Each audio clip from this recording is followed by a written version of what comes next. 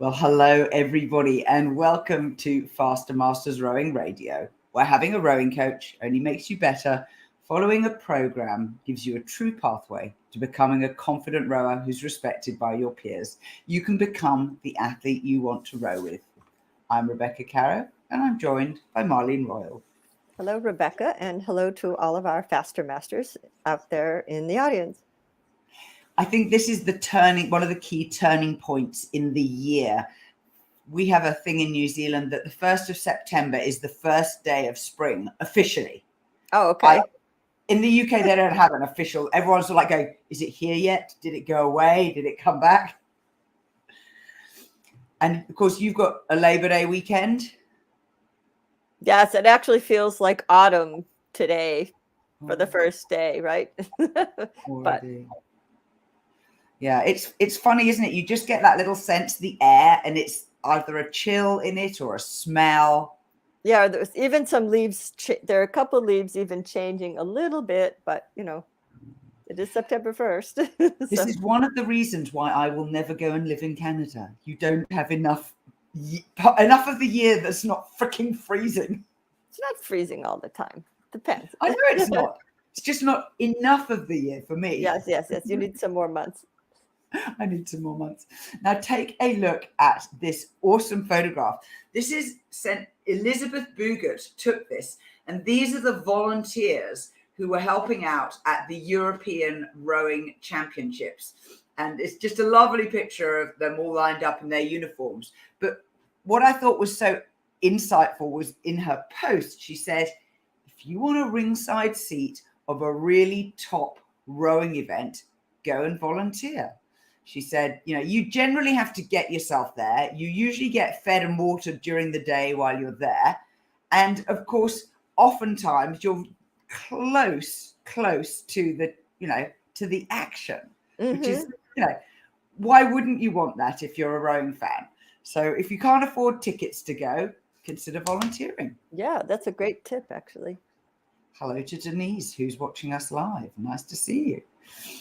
Now, being as it's the first podcast of September, we're doing this at an earlier time. It's for our European viewers and listeners. Hello to you all. Please tell us in the comments where you're listening from. And while you're doing that, I'm going to ask Marlene to run through the September Faster Masters programs and what we've got for people who are paying subscribers. And the reason we do this is we want to alert you, if you're not yet a paying subscriber, as to what you might be benefiting from should you decide to try a training program with us. Yes, for September, actually our program has 3 different tracks to it. One is the focus on 1K, because we do have Faster Masters who are preparing for FISA World Masters, and also in New Zealand, they are also preparing for their Masters National Championships in September. So that kind of focuses on the people who have a peak for 1K racing in September. And the 5K program focuses on training for longer distance races, be it in an October or a November peak. So September is a pretty key month from a training point of view. You really want to get in some good quality endurance training during September, so that you're kind of brought your fitness up to a higher level as you're going into October. And the third program is the program that specifically focuses on the Head of the Charles peak, which, the timing of that program is a little bit different, just because we know the exact date that the Head of the Charles happens in the 3rd week of October. So the September work has some similarities to 5K, and also has some differences simply because of the timing that the regatta tends to be a little bit earlier.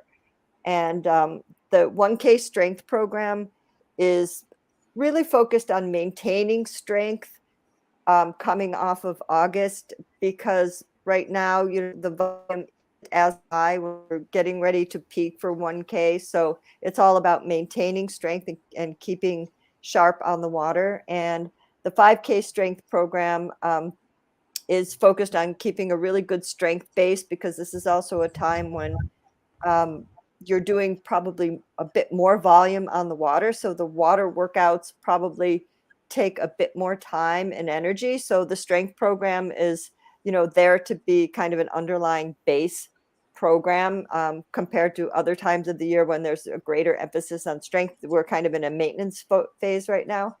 Our technical program, Rebecca did a great article called Expect the Unexpected, which has some really cool tales about head racing and things that can happen and how you might deal with some unexpected situations and still come out ahead. And our performance module is about how to manage rowing blisters. And there's an entire ebook on hand care and managing blisters, which is something we all deal with in the sport of rowing. And our rowing lifestyle article is diet tips for longevity. And these are some of kind of a collection of things that come from people who live in the blue zones of the world. And the blue zones are those areas where people tend to live the longest on the planet. And last but not least, in the bonus, we have announced the new Faster Masters Rowing app that is now available for the iPhone and the iPad at this point. And this was a, really, really big project that we've been working on for the last year. So we're really happy to announce that. And tell us a little bit about it, Rebecca. Well, I wasn't going to mention it on the podcast, so I'm going to just go zip for now. When it's in Android, then I'll tell everyone about it. But if you want to go discover, I won't stop you. We kind of wanted to let our paying customers get first dibs. Do you say that in North America, first dibs? Yeah, you do.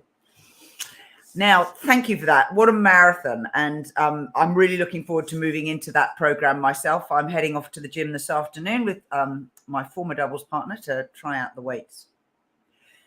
We got a question from a listener this week, which was really interesting. And I felt it was an important thing to bring to the fore. This person asked, I've got a question. What rate should I target for the race? They're training for a long distance head race. She's a woman in her 60s rowing a single scull. I feel like 28 to 30 is a good target, but I'm new to racing singles. And I often hear people say they row at 26 to 28 for singles head races. I know I should be watching splits to determine the optimal rate, but rowing at lower rates also increases the load. And sometimes you have to believe in yourself and not be afraid to push the rate a bit. As she sensibly says, now's the time for me to work the rates in the plan to get efficient at 28 to 30. But if rowing at a lower rate is perfectly normal, I'm not sure. I want to take that into consideration when I'm lowering the longer stroke rates. Maybe my question is, what's the normal race rate for 60-year-old masters? Honey, there ain't no normal. It's all different. It's absolutely, yeah. It's. I mean, I like the way she's thinking about this. I think she's thinking about it in the right way. But it's extremely individual. Depends on your size. It depends on your fitness. It depends on the wind that you're rowing in. I mean, it depends on a lot of factors. And it depends what helps you go the fastest, because you have to think about, I think if you look at it from the point of view of how do I need to row to maintain the best average speed for the duration of the race, that because, it's a time trial. So if you can row it pretty evenly, it's going to maybe give you your best result. Not that everybody always rows it evenly, and people have varied results, right? But this is why you have to practice trials before race day, and you have to practice these things in your training to actually see. There's no sense to row 28 if you're not moving your boat better than when you're rowing 26. So you want to kind of balance out what your efficiency is. So if you're rowing 26, and that's a really good competitive rate for you, and you're moving the boat well. And then say you try to row 28 and it's just taking too much energy and you're really not moving faster, doesn't really make sense to row 28. So this is why we do trials. That's a really important reason, just to try to, you've got to work, mess things up in trials rather than messing them up in the race. That's what practice trials are for. And I think if you follow the workouts, you'll see the differences. Like, okay, if there's say a workout where the rate bumps up for a minute or 2 minutes, and you see, oh, I can handle that pretty well, or, oh no, that feels a little bit beyond where you are right now, stick with what's efficient and just kind of keep nudging it up, because the goal isn't the stroke rate. The goal is moving the boat better. So you have to look at what moves the boat better. As an example, from the August program, there was a workout which was 4 lots of 1 minute at mid-race pace with 30 seconds rest. It was done multiple times. And I did the workout with someone I'm not used to rowing with. My regular doubles partner is off at her daughter's hockey championships. The whole of New Zealand secondary schools hockey are all in Taupo and Napier this week. And poor her, she has one daughter who's in one competition in one town, and the other daughter is in another competition in another town. So she and her husband are like, they're tag team commuting. Anyway, so I was rowing with someone new, skillful athlete, fit, no problems there. But of course, she and I were not used to rowing together. And it was very noticeable in doing these. The first one we did was around rate 26, which is definitely not my normal mid-race pace for a 1K piece. And by the last set, we were going out at 32, 33, which for me would be just a little bit, that would be more normal, what I'd be looking for. And so even just over the course of a single workout, we didn't deliberately go out to pick a rate and chase that rate. We went out at the rate that we could manage for our quality of blade work and for our fitness, and also recognition that early in the morning, generally I find my ratings are lower than they are when you're a bit more awake later in the day. Yeah. Well, I think that's a really good point. And with ratings, now you were rowing with a different partner, and perhaps your release timing was slightly different, right? Because that's one of the, I think when individuals look at rating and they're like, oh, I can't get the rating.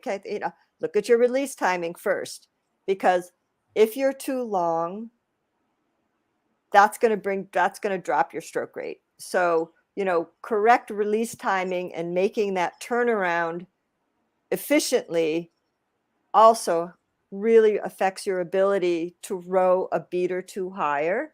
So, with your the double partner you worked with, perhaps if that doubles partner started matching your release timing a little bit better, maybe the rating came up too. So, that also has a big effect on the rating, because if somebody is just too in the water too long, that's like drops your stroke rate like a brick, right? Because you don't have time to get the hands away. You don't have time to get the body angle, and that's at the release, that's where you have to make that turnaround to sharpen up the stroke rate. So, so for our listener who's sending us our question, this could be another thing, like have somebody video record you and see what's going on at the release. And, are you feathering on the drive? Are you feathering still in the water? Are you getting the blade out and making that turnaround quickly, so that's going to have a big effect on your stroke rate too.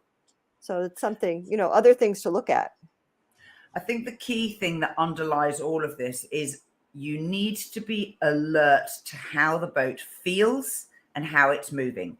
And this is something that you can train yourself to do. Just, how does this feel? Does the boat feel like it's running smoothly? Is my blade work clean? Does this feel efficient? Can I reduce one micro fraction of a movement so that I am being more smooth and my movements I'm not wasting energy on unnecessary movements. So, real simple things like when my hand is coming along into the catch, can I just square the blade and lift my handle? Or am I coming to the catch, lowering the handle, squaring the blade low, and then lifting my hand? So that tiny little micro adjustment, save that energy, put it into something else. Yeah, absolutely. And if you have some kind of a monitor in your boat that's giving you these readings, data readings, like I love using meters per second for this reason, that, look at your stroke rate. How many meters per second are you traveling? I mean, it's just kind of a different way to look at it. Like we get hooked on 500-meter splits all the time, but meters per second, kind of, is it 3.1? Is it 3.5? Is it, whatever it is. But when you make little changes, you I don't know, I think it just has a little different effect mentally. It's just a slightly different perspective. They all give you those measurements. They're all equally valuable. But I think if you're playing with stroke rate, looking at your meters per second can help you. Okay, I'm rowing 28. Am I moving the boat more meters per second than at 26, or is it the same? You want to balance that energy output and efficiency. It's a much more sensitive measure, even though just like 500-meter splits, it's rounded. Usually it's rounded over 3 strokes. So it's an average of the previous 3 strokes, which is why when you go off the start, it takes a while for for the rating and the splits to reflect what your actual boat speed is. But mid-race, it's pretty consistent. It's got a bulk of data that is averaging, and you should be being pretty consistent at that point. So I find the meters per second is much more sensitive as a measure. So the difference between 3.1 and 3.3 meters per second for me is actually a lot in my single. So yeah, I just encourage you to experiment with it. And it's a bit like on the erg as well. Some people say, I don't always like chasing a split, so I'll change it to watts. Mm-hmm. And again, watts is a much more sensitive and variable measure. And it's very hard to be really consistent with watts. Whereas with your 500-meter split, if you're a reasonably well-trained athlete, you've been doing it for a few years, a split and you can probably stick on it, maybe going up 1 and down 1, but it won't make a lot of change. Now, our sponsor this week is the Rowing Directory. This is a project that I started on my podcast website, which is rowing.chat. And if you go there and click on the menu that says directory, you'll see that I've been collecting and curating a list of all of the businesses that I can find in the whole world who sell products suitable for the rowing world. And so you've got a diverse range of things from gifts through to accessories, to electronics, to data, to oars, boats, shoes, you name it, they're all there. And in fact, this week I found a new company out of the Czech Republic who are building a new sculling erg. And they have submitted a listing, which I will publish later on this week. So do go in there, check back regularly, because there are always new people up there. And now we're so international, increasingly you can buy across borders, not always, but with an awful lot of these products, it really isn't a bother if there doesn't happen to be a agent reselling in your area, your country. So go to www.rowing.chat/retailer to find the Rowing Directory. Now, this week, we decided that our topic should be about durable equipment. So we're going to talk boats and oars principally. And it was a really good question. What is the most durable boat? And why is durability an attribute that we seek out in our equipment? Now, I don't know if any of you own your own boats. We know a lot do. Or if you're on a club committee where part of your job is to provide the equipment for your club members. What are the criteria you use when you're choosing what to have in your boat fleet? So at a very high level, we, in my club, look at the spread of athletes who are in our current membership. And bear in mind, from year to year, this can change substantially. So we look at their height, whether they're men or women, and their weight. And then the third thing we look at is their skill level in rowing. Are they beginners or are they more skillful? So as an easy example, we spend a lot of time rowing in quads. And we have a coxed quad, which is one we use for our beginners. When you are learning, you get the coach in the boat coxing you. It's actually a wooden boat with a carbon exterior. So if you look inside, it has open decks and you can see the struts of wood that make up the shoulders and the cross bracing. And it's an old boat. It's a very durable boat. It has lasted for a very long time. When you progress out of that, you'll move up to another quad that we have, which is about a 70 kg boat. The hull shape has a very slightly flatter base. And it's easy to sit as a result. And it is coxless, so it's steered from inside the boat. It's easily good enough to take to a regatta. I've raced it and won in it. It's a good boat, but it has a quality which I call forgiveness. So if you are not quite together at your finishes, as Marlene was saying earlier, it won't lurch violently from one side to the other. And this is a reflection of the hull shape design more than the materials it's made out of. Moving on from there, we then have another boat which has a different hull shape. It's a slightly narrower hull, slightly more V-shaped, particularly in the bow. And this boat is hard to sit level unless you have good blade work skills. It also has a habit of weathercocking into the wind.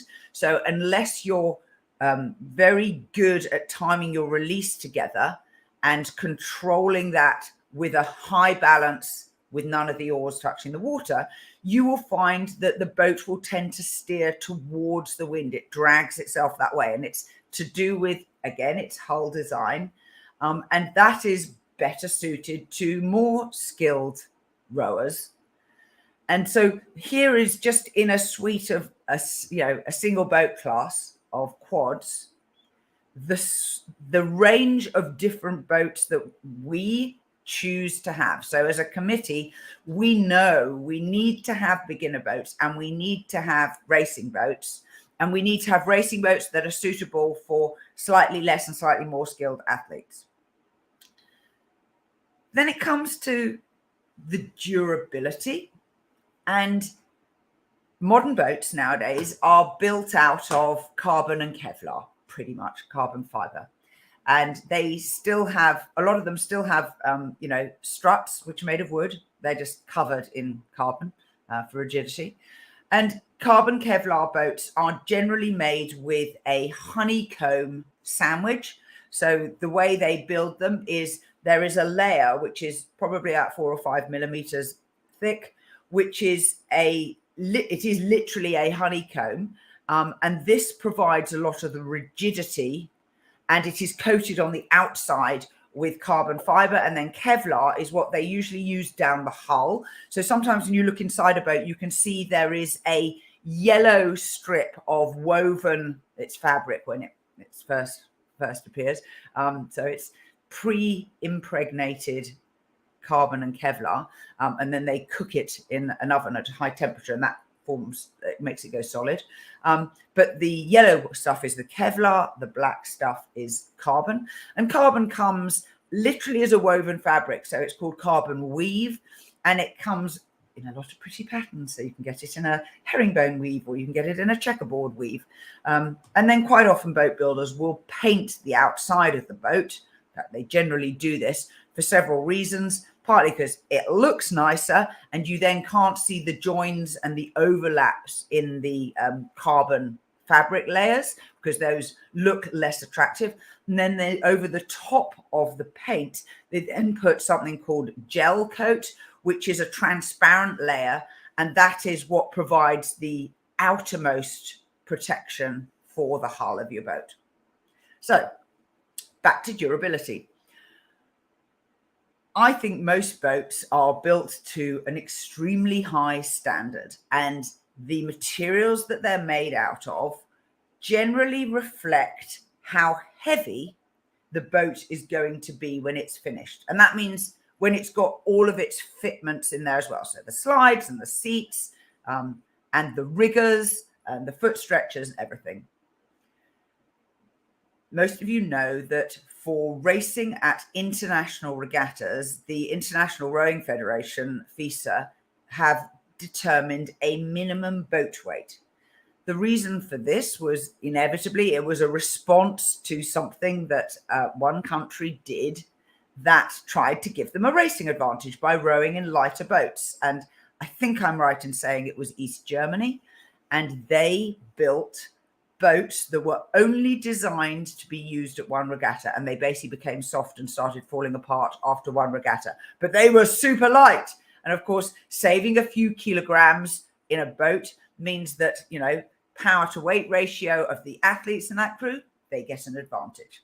So minimum boat weights are published. You can find them on the World Rowing website. So for a single scull, it's 14 kilograms. And when you buy a new boat, the vast majority of boat builders nowadays both give the boat a serial number so that they know exactly what it was when it was built. They can look it up in their records. And they will also publish two other bits of data. One is the weight of athlete it's designed for, and I'll discuss that another time. And the other is the actual weight of the boat. And this is usually on a little plate. So it's a little aluminium plate that has usually etched into it. And it'll either be in the cockpit, right up in the bows, or it'll be in the footwell, particularly if you're in a single. But it's visible, and you should be able to read that. Sometimes when you go to regattas, particularly when you go to elite regattas, one of the obligations of the regatta organizer is to check boat weights, that you are not racing in underweight boats. If you race in an underweight boat, you have to carry extra weight. So very occasionally, I've actually rowed in boats where in between your feet, round, you know, where your foot stretcher attaches between your heels, there are little circular lead weights, which they add to underneath or through that bolt that affixes your foot stretcher down onto the hull of the boat. And they add, you know, a few extra ounces to make sure that the boat is up to minimum weight. So say if it's 300 grams under and it's, you know, a double, each of you will have, you know, 150 grams of additional weight in your footwell to make sure that your boat's legal. And they weigh boats by having, you know, a big chain and pulley system. They'll hoist your boat off the ground, and then they have it's just I can't remember what they call those weights where the wire extends, and it's usually a circular dial. But anyway, so you must have a minimum weight boat, otherwise you risk being, you know, you're being disqualified and your result being declared invalid. Coming back to durability, when you're buying boats, we all know that the learn to row boats are typically designed to a different hull shape. They have a slightly flatter base. If you look at the underside of the boat, it's usually flatter rather than completely circular down the length of the hull.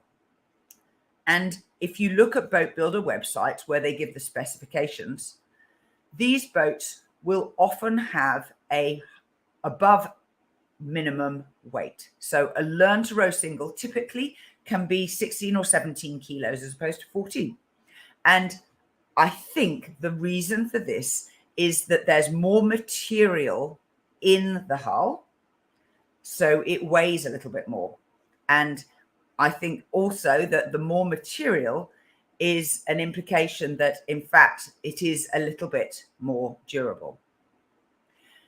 One of the stiffness features of a rowing boat that has massively improved the durability in recent years is the flange on the side of the hull where wing riggers attach. So the side-mounted riggers, which are called Euro riggers in North America, were the traditional way of putting an outrigger onto a rowing boat. And they generally attach where the wooden shoulders, which are the bracing struts that go the complete half circle of the inside of the hull, they attach there because those are the strongest points on the sides of the boat. And you had 2 or 3 stay riggers.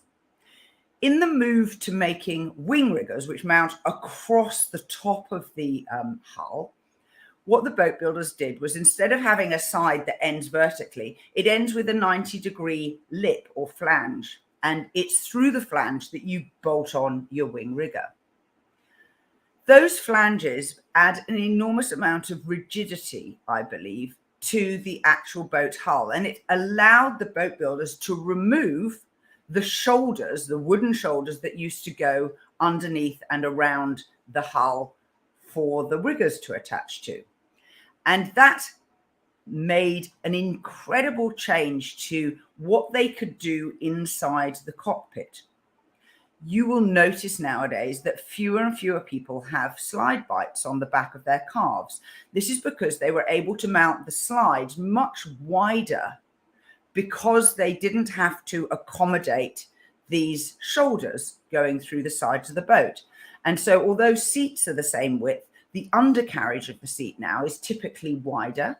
And particularly for women, I'm speaking for myself because I know in my case this is true, I can now get my legs flat and my calves fit between the ends of the slides. So little things like that aren't about durability, but they are about the construction and design and layout of an interior of a boat. And so durability comes back to mostly, I think, the hull design and the materials that are used to construct each individual boat. Very few boats are made of wood nowadays. If you do have the pleasure of rowing in an older wooden boat, you will feel it move in a very different way from a carbon fiber boat. They are generally less rigid. Even if you row Carl Douglas singles, which look wood, they're actually a wood veneer over a carbon and Kevlar hull. So actually they're not full wood construction. But I know that there are people who row in, I think they're King singles, which are still made of wood. And there are other, traditional boat builders. If you buy a Whitehall skiff, if you buy a St. Ailes skiff, these are all wood construction boats. And they're built in a clinker fashion, which is overlaying planks that overlap. And again, they're solid, a little bit heavier, and extremely durable. So, Marlene, let's move on to talking about oars. What do you know about oar weights and durability? Because you would have learned to row with wooden oars, I'm sure. Yes, actually, I did learn that in wooden boats with wooden oars. But just to backtrack as a last note on boats, that if you are interested in buying a boat and you're interested in a particular builder, on their website, look at the different price options and the descriptions of those boats, because oftentimes you'll still get the same, you can also usually get the same hull design, and the price and the durability is going to depend on the materials. So some builders have choices of different hull designs, and some builders you can buy the same hull design, but the boat is made of different materials. So that's some of the little research that goes into buying a new boat. And well, with oars, the advent of composite materials obviously changed oar construction quite a bit. And Croker oars were very, very early oar makers that went to composite oars. And I can remember it was one of my projects in high school back in like 1975 that I wrote to Croker Oars and asked them to send me all their information about their oars. And it was one of my school projects back in it must have been like 1978, because I learned how to row in 77. So anyway. Did Howard Croker reply to you? Yes. I mean, I don't think I still have those things, but they sent me back this information about the oars, and I did a whole project on it at school. It was really quite fun. And and obviously Concept 2 started building composite oars back in the late 70s, early 80s. In fact, I think it was probably 1982. I actually visited their original barn where they had the bicycle, machine that spun the tape. and they spun the shafts just like people make ski poles now, but they did it via bicycle. And over the years, the evolution of different oars and different stiffnesses relies on the materials and how they lay up the shafts, for example. So when they wanted to make the skinny shaft, which is a shaft that has, they wanted to develop a shaft, for example, that they could put extra soft flex into to accommodate the larger blade so that it, changes the feel at the entry. They had to go to a new type of composite material so that they could spin a shaft that had a smaller diameter. And how they lay up the longitudinal with the material that, they actually roll all of this on a big, it's a big, like round, looks like a great big round pencil, but, they lay up the materials flat, and then they roll it on this very long metal solid, almost pipe-like looking things, and they all go into ovens. But their choice of materials will affect the weight, the diameter of the shaft, the flex. So they have, the oar builders now, if you want a little bit heavier built oar, or you want a more recreational oar, it's probably going to be built with a little bit heavier, stronger material. So it might be a little bit heavier shaft versus a very lightweight shaft, which the high performance shafts are traditionally lighter. They're made of probably more carbon, and you need a lot more skill to row with those oars. If you're rowing with a high level pair of, for example, like the Croker Arrow is a very elite oar. It's a beautiful oar, but you need some pretty good skill to row well with this oar, because it's a very sensitive, just like boats, very sensitive. So, you have to work on your blade work skills. But, all oar builders have ranges of oars that you can buy, and, the price might be based on the materials and, built more durable. For example, like Bantam blades, Concept 2 sells the sort of a recreational blade. It's a molded extrusion versus being a blade that's hand built with carbon, with, cut out by hand by every person. It's a molded blade. So, I mean, you could hit rocks with it. You can hit all kinds of stuff with it. You're not going to really damage the blade. So if you've got a blade that needs to, be in a learn to row program, or a very rocky rowing condition where you don't want to be hitting things with your blade all the time, you want to look for the construction of the blades and the shafts. Yeah, typically when you buy oars, they will ask if you want them stiff, medium, or soft. Those are the three grades. And the way they lay up the blade in order to create stiffness is very straightforward. But if you don't know it, so if you've ever broken a blade and it's sheared straight off, you can look down the diameter, you can actually see the internal circumference. And the blade does not have the same material all the way around. So when the blade is square in the water, the leading edge and the back edge are where they put more materials. There'll be an extra strip of carbon that goes down opposite each other, two sides of the circle. And if you have stiff blades, they'll get 3 layers, medium will be 2, and soft maybe 1, so that there is less longitudinal rigidity. And that's all it is. So although the soft blades may be marginally lighter, they have more flex in them. And so that's how they manage to make the stiffness noticeably variable. If you've ever tried different blades of different stiffnesses, you can actually tell the difference. But it's only along the leading edge and the following edge of the blade when the blade's square and in the water. It's my preference, going back to being on a club committee and selecting equipment, it's my preference to also have a range of oars. So to have some elite oars where they are lighter and designed for people with higher blade work skills, and to have some that are slightly more heavier in the hand. And we're fortunate that actually older oars tended to be a bit heavier because materials have moved on. And so, in fact, our older sets of oars, they weigh a tiny little bit more, but because you have more weight in the hand and you can actually feel when you push down on the handle and it pivots around the gate, you actually can feel the mass more. It makes it easier to scull with them if your blade work skills are less well developed.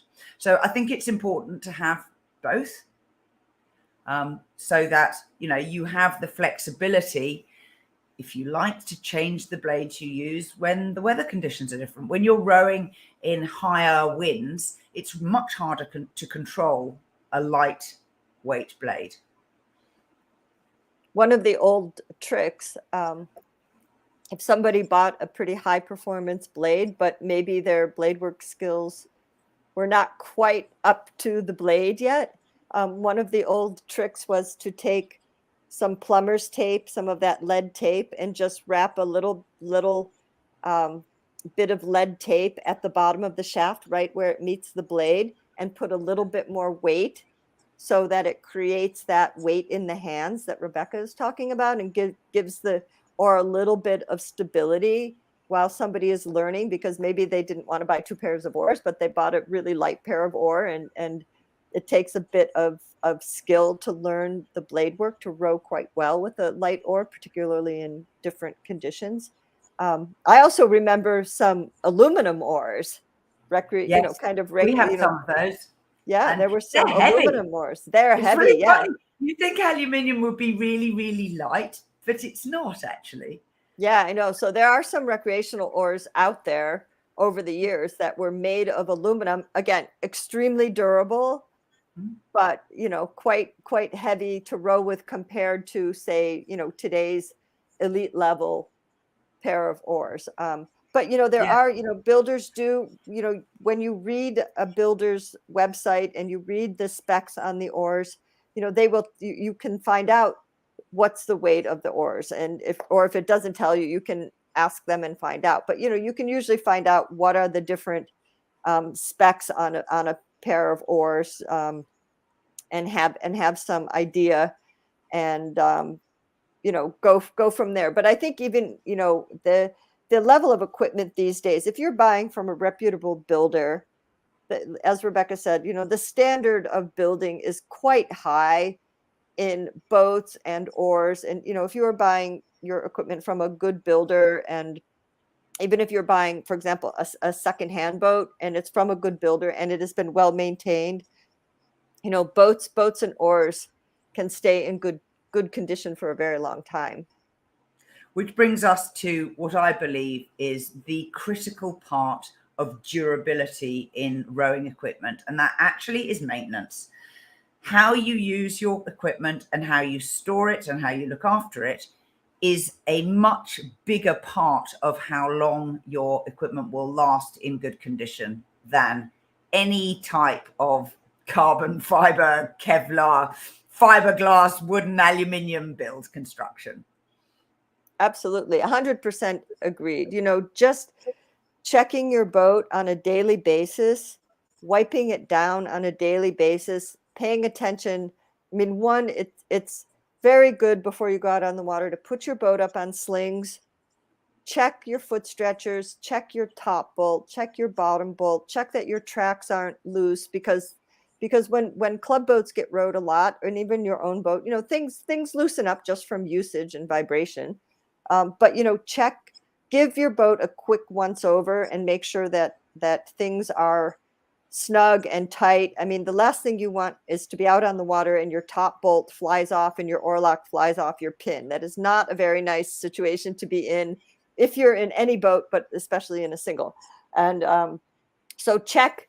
I personally keep a small toolkit with me all the time in the boat. You know, a couple key things that my top bolts, if I notice my top bolt's loose, I've got that wrench that I can tighten it.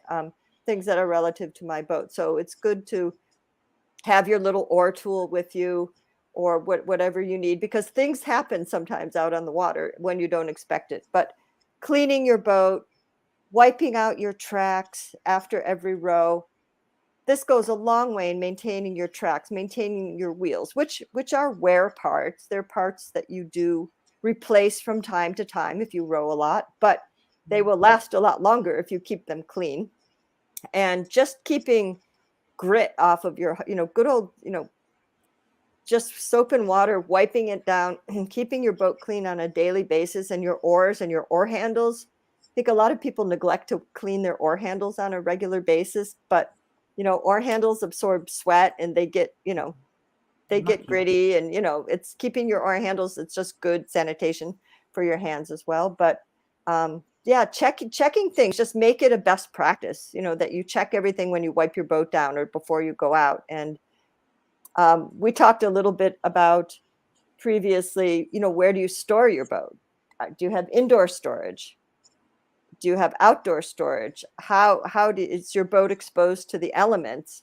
These are all factors in how long, your boat will stay in good condition.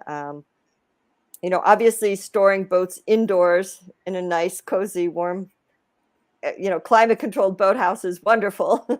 But even in, boathouses where there's not necessarily heat in a cold climate. I mean, a lot of boathouses don't necessarily have heat, but indoors, obviously a lot less wear and tear, less UV light on your boat. That's what's going to break down your boat is the ultraviolet rays outside. But if you have to keep your boat outside, use some form of a cover. And just if you keep the UV off it and you keep your boat clean, it's still going to keep your boat in very good condition. It's just kind of protecting the hull from the ultraviolet. And a number of clubs in Florida, for example, don't necessarily have boat houses, but they have boat racks which have roofs over the top. Shades, yeah. Yeah, and they have shade. So the boats are outdoors, but they keep the ultraviolet light off of the boats. So that goes a long way in taking care of the boats. And if you row in salt water, that's a big maintenance issue. If you row in salt water, and a lot of crews around the world do row in salt water, and you have to clean your boat, clean the parts quite often when you row in salt water. You have to really clean your boat after every row, but have a maintenance schedule that you actually, you take the pins apart, you take the pins off, you soak things, you get all that salt out. Wing riggers these days have actually made some of that maintenance a bit easier, because you don't necessarily always have a lot of back stays and front stays. And, the more metal parts you have, the more difficult it is when you row in salt water. So carbon wings are wonderful when you row in salt water, because it's the metal parts that you need to be concerned about. But you do need to do it fairly. I used to, I don't know, maybe once a month, when I was rowing in salt water, I would just take everything apart and soak it and get all the salt out of the threads, and then put everything back together. And then you're and the materials too. The better boat you have, the better materials the pin is going to be made out of. Stainless steel. It doesn't rust, but you can still get little rust staining that comes from those. So it's not infallible, right? And there is stuff. Actually, I can't. I know that I have some, but I can't remember what it's called. But there is sort of lubricant type stuff that you can put on the threads. If you row in salt water, you can put on the threads and then put the nuts on. That actually helps guard against some of that salt from things. Vaseline. Vaseline. It's just a really simple. Yeah, I never used that. It's cheap. But stuff like that, exactly. I was going to tell you about UV. For a year, when I lived in the UK in Cambridge, my single scull was stored outdoors, and it has a carbon wing rigger. And I have a boat bag made of sunbrella, which is a UV resistant fabric. So I just leave that on the ground, and the boat was stored with the hull upside up, and I would bag it after every outing. But the wing rigger protruded from the sides of the bag. After 1 year, the gel coat on the underside of the wing had completely gone, and you can feel the corrugations of the carbon weave. Hasn't really affected the, rigidity. It's just a protection factor. But that was in the UK, and everyone thinks the UK doesn't have bad UV. Yeah, it's unbelievable how strong that it can be, especially, and a lot of people have to, if they row from home, many people leave their boats outside. So that's something, create little sleeves you can pull over your wings, for example, or something. But keeping things covered, protected, resting your boat in the rack in the proper places also to make sure that the spacing is correct for the width of your boat.